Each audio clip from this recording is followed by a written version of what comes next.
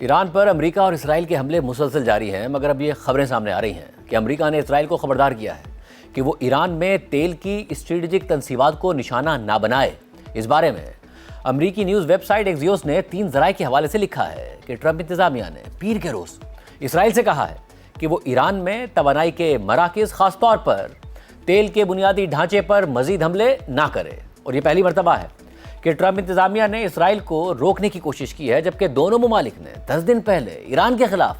مشترکہ فوجی کارروائی شروع کی تھی۔ اسرائیلی حملوں کے نتیجے میں تہران، جو تقریباً 1 کروڑ آبادی والا شہر ہے، گاڑھے اور زہریلے سیاہ دھوئیں اور تیزابی بارش کی لپیٹ میں آ گیا تھا، جس کے باعث عام ایرانی شہریوں کے لیے صحت کے خطرات سے متعلق الرٹ جاری کیے گئے تھے۔ ایک اسرائیلی عہدیدار نے بتایا کہ امریکی پیغامات اعلیٰ سیاسی سطح پر بھیجے گئے اور اسرائیلی فوج کے سربراہ ایال زمیر تک بھی پہنچائے گئے۔ ایک دوسرے اسرائیلی عہدیدار نے کہا کہ امریکہ نے ہم سے کہا کہ اگر مستقبل میں ایران میں تیل کی تنصیبات پر کوئی حملہ کیا جائے تو ہمیں پہلے سے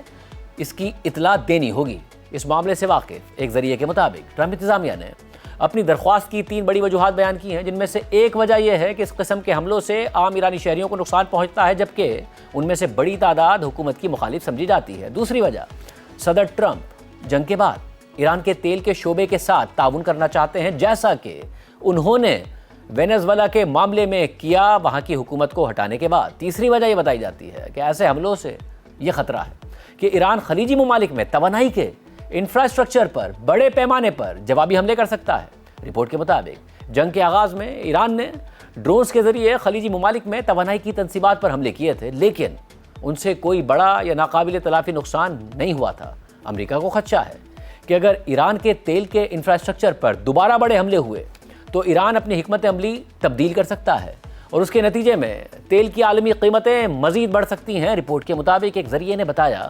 کہ صدر ٹرمپ ایران کی انرجی اور تیل کی تنصیبات پر حملوں کو آخری اور انتہائی تباہ کن آپشن سمجھتے ہیں، جسے صرف اسی صورت میں استعمال کیا جانا چاہیے کہ جب ایران خود پہلے خلیجی ممالک کی تیل کی تنصیبات کو نشانہ بنائے۔ صدر ٹرمپ نے عوامی سطح پر بھی اسی موقف کا اشارہ دیا ہے۔ انہوں نے پیر کو خبردار کیا کہ اگر ایران نے تیل کی عالمی فراہمی کو نقصان پہنچایا تو اسے 20 گنا زیادہ سخت جواب دیا جائے گا۔ انہوں نے ٹروتھ سوشل پر لکھا کہ امریکہ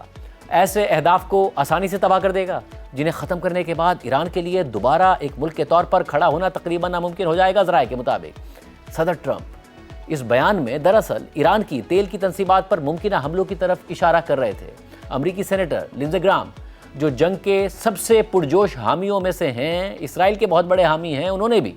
اسرائیل کی جانب سے تیل کے ذخائر پر حملوں پر تنقید کی۔ انہوں نے ایک پوسٹ میں لکھا کہ آپ جو اہداف منتخب کر رہے ہیں ان کے بارے میں احتیاط کریں۔ اسی طرح منگل کی صبح امریکی وزیر جنگ پیٹ ہیگسیٹ نے